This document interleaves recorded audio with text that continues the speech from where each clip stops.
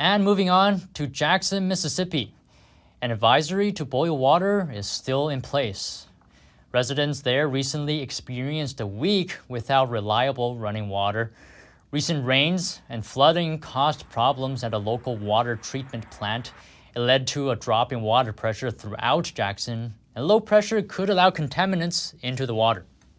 And earlier I spoke with Dr. Roy Spicer more about the Jackson water crisis. He's with the company Clean Water Revival. Here's what he had to say. Roy, appreciate you coming on today. Now, let me ask you this. Is the Jackson, Mississippi water crisis a natural disaster? Well, it's a combination of flooding, but the real underlying issue is a decaying infrastructure of the main pipes. And this is just the tip of the iceberg because it's going on all over the United States.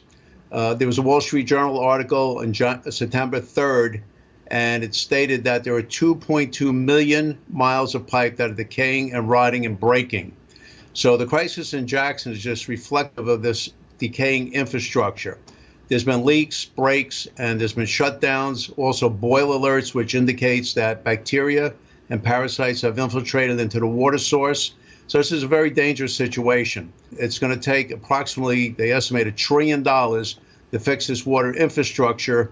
And in the new infrastructure bill, only $50 billion has been allocated. So it's woefully short of fixing the problem. We see water reports every day. I look at them and we see all kinds of contaminants, chemicals. They have to chlorinate the water heavily in some cases because of bacteria build up in the mains. So these chemicals get into the distribution system and wind up in your drinking water.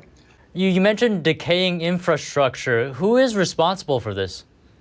Well, some of these pipes have been put in the ground anywhere from 40 years ago on average up to over 100 years ago. And the local municipal companies don't have the money to fix it and replace it. So they're patching it up with Band-Aid fixes. And the government, the federal government, has not allocated enough money to fix the entire infrastructure. And a lot of consumers are aware of the quality issues. The water sometimes tastes bad. It even smells or has a bad color. So they're looking for alternatives like bottled water or filtration to solve the problem.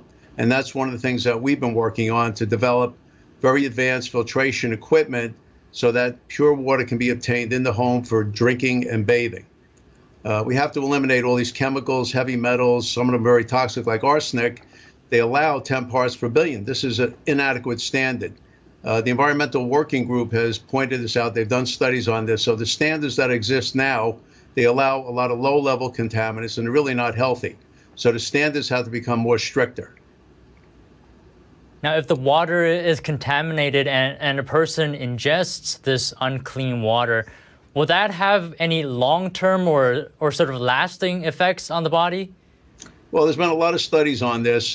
For example, chlorine and chloramine, which are used to disinfect the water, when they get into the distribution system, they form chemical byproducts called trihalomethanes. And those are absorbed through the skin. You breathe them in as a gas, and you ingest them when you're drinking water. And there's been indications that they can be carcinogens. As a matter of fact, the EPA lists them as probable Class B carcinogens in animal studies. So yes, there are a lot of toxic effects, long-term health impacts. Arsenic is one of them. I mean, that's a carcinogen. There's a lot of heavy metals, and the newer contaminants, the PFOS and PFAS chemicals, are very, very severe carcinogens. They're the most toxic chemicals known to man. They're toxic at parts per trillion, and they haven't set standards yet to regulate these chemicals. And that's going to be a big problem for the future.